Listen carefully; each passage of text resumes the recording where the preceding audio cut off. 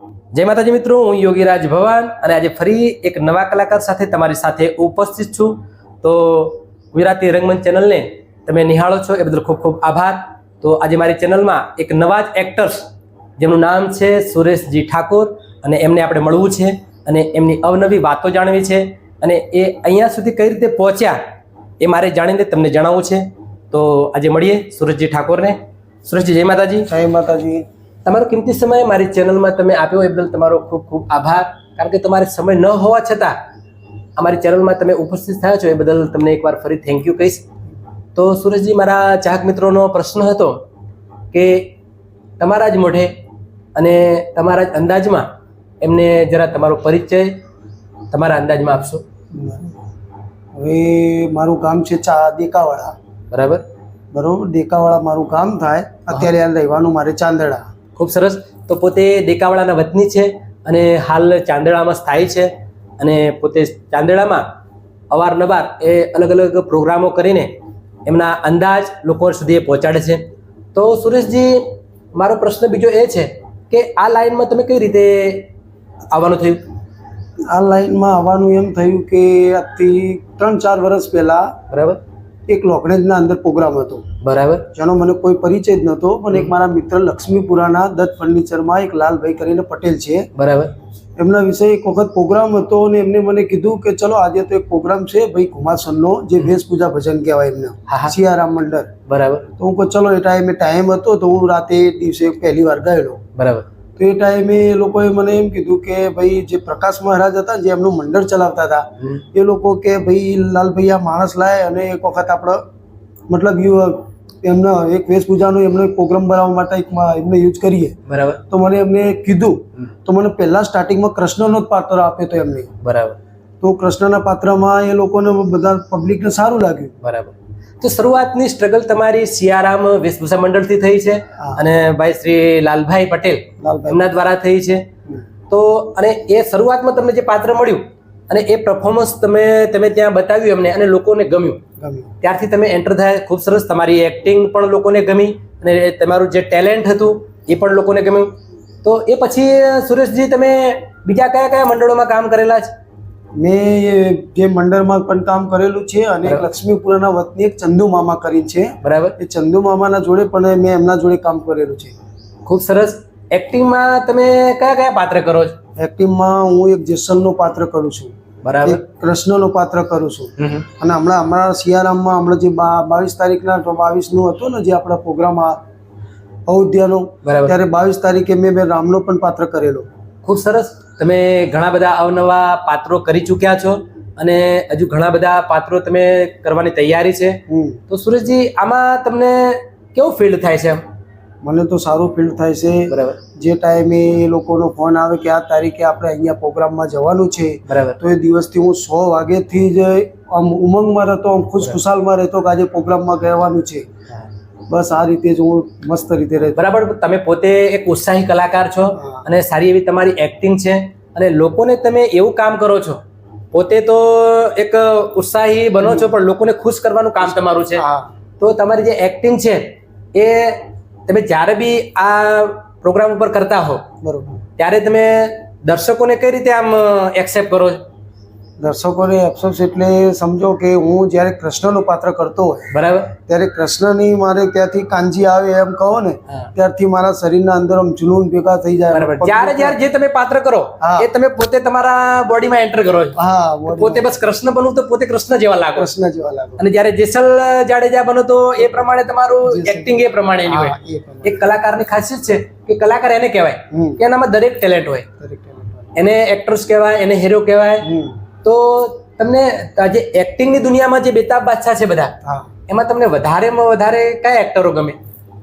એક્ટિંગની દિશામાં તો વધારે તો હું હિન્દી કલાકારમાં પસંદ કરું છું. બરાબર. આમિર ખાન. બરાબર. તો તમારા ચાહિતા જે કલાકાર કહેવાય, એક્ટર્સ કહેવાય, એ આમિર ખાન છે પોતે. ખૂબ સરસ. તો આમિર ખાન તમને જે તમારા ચાહક બને છો આમિર ખાનના, તો આમિર ખાનની કોઈ એક્ટિંગ તમારે એમ કરવાની ગણતરી ખરી? ના, એવી એક્ટિંગ તો કરવાની કોઈ ગણતરી નહીં. એવું કહું, હું મારા પોતાના જ કામમાં અંદર એટલો બધો બીજી રહું છું કે મને ટાઈમ જ નથી એટલો. બરાબર. પણ જ્યારથી સમજણ આવી ત્યારથી હું આમિર ખાનનું રાજા હિન્દુસ્તાની ફિલ્મ જોઈ ત્યારથી મને આમિર ખાન બહુ મારો બરાબર. તો વધુ તમે એમના પિક્ચરો જે પિક્ચરો એ તમે જોવો છો ખાસ, હા, બસ. અને એમની એક્ટિંગ, એમની અદાકારી, હા. એમના ડાયલોગ એ તમને ગમે છે. ખૂબ સરસ સુરેશજી. તો મારો બીજો પ્રશ્ન એવો હતો કે જ્યારે તમે પ્રોગ્રામમાં લોકો સુધી પહોંચો છો અને લોકો તમને આવકારે છે, તો લોકો માટે તમે શું કહેશો? લોકો માટે તો હું એમ કહેવા માંગુ છું કે જે પબ્લિક પણ જે અત્યારે હાલ પ્રોગ્રામ જઈ રહ્યા હતા, અમે પ્રોગ્રામ કર્યો કલોલ પંચવટીના અંદર, બરાબર. તો પબ્લિક એટલી ખુશખુશાલ થઈ ગઈ કે જ્યારે હું રામ બન્યો તો રામ પહેલા જ પ્રોગ્રામમાં ત્યાં અહીંયા, તો રામ બનેલો ત્યાં પબ્લિકે લોકોએ પજે લાગીને મને આમ લોકોએ અભિનંદન આપ્યો કે એટલે સાચા રામ હોય એ રીતે તમને એ લોકોએ આવકાર્યા. આવકાર કર્યો. તો આપણે દર્શકોને કહીશું કે જેવો સુરેશજીને સપોર્ટ આપ્યો છે હા, એવો સદા આપતા રહેજો, અને એ એમના હજુ પણ લેવલમાં પાર કરે, હજુ વધારેમાં વધારે લેવલે પહોંચે અને લોકોને આનંદ કરાવે, એવી એક સુરેશજીની ભાવના છે. તો 100% એમને સપોર્ટ કરજો તમે, અને એમને સુરેશજીને જે તમે આ લેવલે પહોંચાડ્યા છે, જે આવકારે છે, એ સદા એમને આવકાર્ય રાખજો. તો સુરેશજી, તમારી ફેમિલીમાં બીજું કોણ કોણ છે? મારી ફેમિલીમાં છે મારા મમ્મી છે, પપ્પા છે, નાનો ભાઈ છે, હું છું, મારે 2 છોકરા છે ને મારા નાના ભાઈના 2 છોકરા છે. કુલ ટોટલ અમે ઘરમાં 11 સભ્ય છીએ. ખૂબ સરસ કહેવાય. જોઈન્ટ ફેમિલીમાં તમે હજુ રહો છો અને તમને તમારા ફેમિલીનો સપોર્ટ પણ છે આમાં પૂરેપૂરો. કારણ કે ફેમિલીનો સપોર્ટ ન હોય તો તમે આ ના કરી શકો. ના કરી શકો. તો તમારી ફેમિલીને પણ હું એકવાર થેન્ક યુ કહીશ, કારણ કે જે તમને એમનો ઉત્સાહ છે કે સુરેશજી કંઈક બને અને લોકોને ઓળખતા થાય. અને મારું જ કામ આ યુટ્યુબના માધ્યમથી એવું જ છે કે નવા નવા કલાકારો હોય કે જે હજુ પણ સારી એવી એમની એક્ટિંગ છે, સારી એવી ગાયકી છે, સારું એવું ટેલેન્ટ છે, પણ લોકો સુધી હજુ પહોંચ્યા નથી, કારણ કે લોકો એમને કોઈ હાથ પકડવાવાળું નથી. એટલે એમને યુટ્યુબના માધ્યમથી હું ખૂણે ખૂણે પહોંચાડવા માંગુ છું, અને લોકો સુધી આપણા આ યુટ્યુબના માધ્યમમાં ઇન્ડિયામાં અને ઇન્ડિયા બહાર પણ આ ચેનલ આપણી જોવાય છે. તો એ લોકો સુધી તમે પહોંચો અને લોકોને સારું એવું તમારું પરફોર્મન્સ આપો, એવી મારી એક ભાવના છે. તો સુરેશજી, હું ફર્સ્ટ ટાઈમ તમારું ઇન્ટરવ્યૂ જ્યારે લેવા આવવાનો હતો ત્યારે મારા મિત્રોએ 2-3 મિત્રોએ કહ્યું હતું કે સુરેશજી ને કોઈ સારો એવો ડાયલોગ આવડતો હોય અથવા સારી કોઈ એવી એક્ટિંગ આવડતી હોય તો એ જરા દર્શકો સામે એનું થોડુંક રિયાલિટી કરે. ડાયલોગમાં તો ભવનભાઈ એમ છે કે હું આ બધું ડાયલોગ છે, પછી આ એક્ટિંગ છે, એક્ટિંગ હું જે કરી રહ્યો છું વેશભૂષાના અંદર, એ એક્ટિંગ તો મને સારી રીતે જ ફાવે છે. બરાબર. પણ બાકી ડાયલોગ આ બધું ને મારું કામ છે આપણે સમજી લો કે સ્પીકર પોએટ્રી બોક્સ બનાવવાનું, આવું ધંધો છે. હું એટલો બધો પેલો એ શું ને તો મારા જોડે બિલકુલ ટાઈમ જ નથી. ખૂબ સરસ સુરેશજી, તમે ધંધાની સાથે સાથે પણ આ કરો છો, ધંધો બી સાચવો છો. તો તમે ચાલો સાઈડમાં કયો બિઝનેસ કરો છો? બીજું સાઈડમાં બિઝનેસ છે કે જે મારા આપણે નંદાસન ગણેશ શોપિંગ કરીને, બરાબર, એમાં આપણા આ બાજુ પેટ્રોલ પંપની બાજુમાં મારી દુકાન છે વુડન પ્લાયવુડની. વુડનનું કામ કરો? Wooden plywood. વુડનમાં જે ચીજો બનતી હોય એ ચીજોનું તમે લોકોને સંતોષકારક કામ કરી આપો છો. તો ખૂબ સરસ કહેવાય સુરેશજી, કારણ કે એક તમારો સારો એવો બિઝનેસ પણ ફેલાયેલો છે ચારે બાજુ, અને એની સાથે સાથે આ એક એક્ટિંગનું કામ, વેશભૂષાનું કામ તમે કરી રહ્યા છો. તો ખરેખર ખૂબ ધન્યવાદ તમને કહેવાય. તો સુરેશજી, તમારી ફેમિલીમાં તમારા જે સભ્યો છે તો એમને તમે કઈ રીતે મેન્ટેન કરો છો?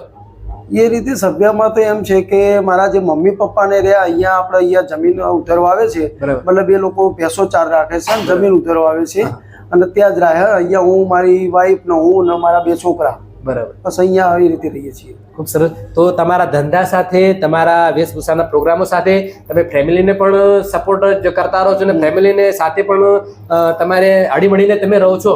તો ખૂબ સરસ કહેવાય.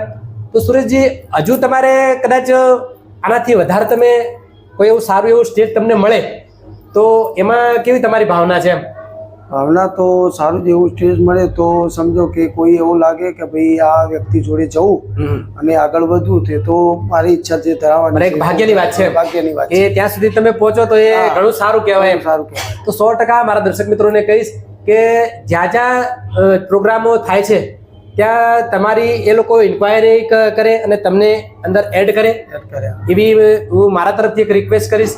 તો સુરેશભાઈ, ઘણા ટાઈમથી હું તમને જાણું છું અને ઘણા પ્રોગ્રામો પણ આપણે સાથે કરેલા છે અને ઘણા મેં તમારી એક્ટિંગ તમારી વેશભૂષા ઘણીવાર મેં જોઈ છે, પણ હું મારા દર્શકોને આ તમારી એક્ટિંગ તમારી વેશભૂષાના જે પ્રોગ્રામો છે, તમે જે ટેલેન્ટ છે તમારું એ પહોંચાડવાનો મારો પ્રયાસ છે. તો સુરેશજી, તમે અમારી ચેનલમાં, મારી ચેનલનું નામ છે ગુજરાતી રંગમંચ ચેનલમાં તમે જે ઉપસ્થિત થયા તો તમને કેવું લાગ્યું? એમ પવનભાઈ, વાત કરવા એમ ચાહું કે આજે ફર્સ્ટ ટાઈમ તમે મારું ઇન્ટરવ્યુ લીધું, બરાબર, એના બદલ તો તમારો ખૂબ ખૂબ આભાર માનું છું. થેન્ક યુ કહીશ. બરાબર, તો તમારો જે ઉત્સાહ છે એ મેં જોયો ત્યારે, અને તમારો પ્રોગ્રામનો જે ટેલેન્ટ છે એ પણ જોયું. તો આપણે તમે સાથે મળીને જે મારા કામ કર્યું છે એ લોકો સુધી આપણે પહોંચાડ્યું આજે. તો મારા ચાહકોને કહીશ કે મારી ગુજરાતી રંગમંચ ચેનલને લાઈક કરો, શેર કરો, કોમેન્ટ કરો અને સબસ્ક્રાઈબ કરો ન ભૂલતા, જેથી કરીને આવા નવા કલાકારોને તમારા સુધી પહોંચાડી શકું. તો મિત્રો, ભવાન યોગીરાજ અને સુરેશજી ઠાકોરના દરેકને જય માતાજી.